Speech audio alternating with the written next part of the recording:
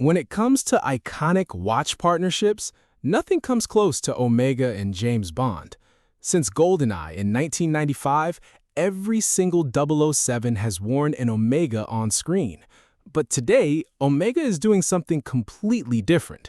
Not for a movie, not for a real-world mission, but for a video game. This is the brand new Omega Seamaster Diver 300M Chronograph 007 First Light, a watch created for the upcoming 007 First Light game developed by IO Interactive and Amazon MGM Studios.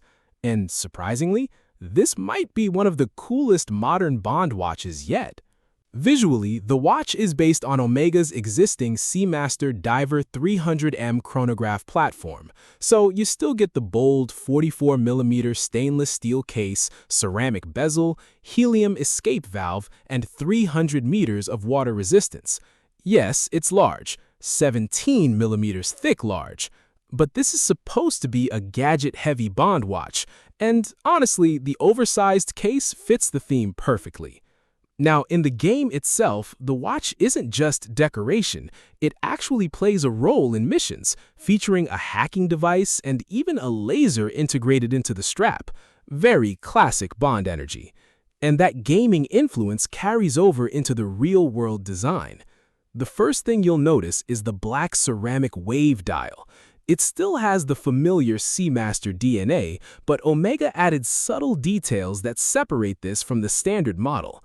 The sub-dial ring at 3 o'clock gets a bronze-gold finish, and the central chronograph seconds hand matches it as well.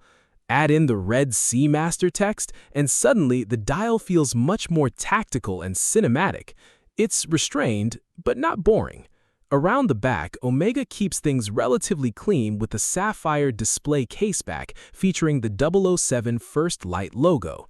Inside is the Omega Caliber 9900, one of the brand's best modern chronograph movements.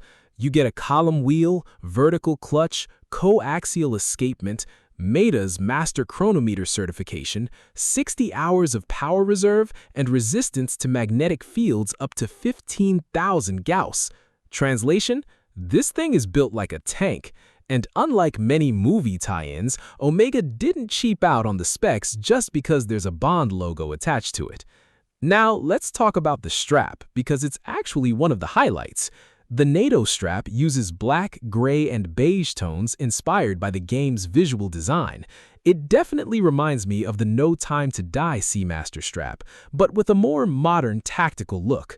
Omega is also releasing additional strap options based on configurations players can unlock in the game itself, which is a really smart crossover between gaming and watch collecting.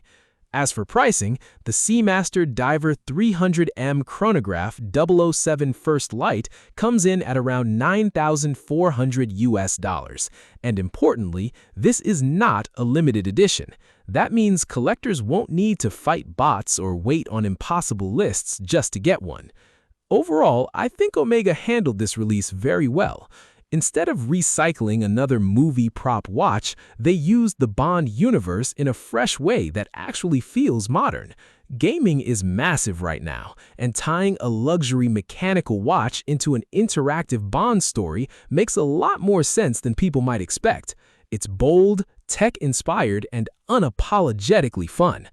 And honestly, this might be the most interesting James Bond Omega release we've seen in years.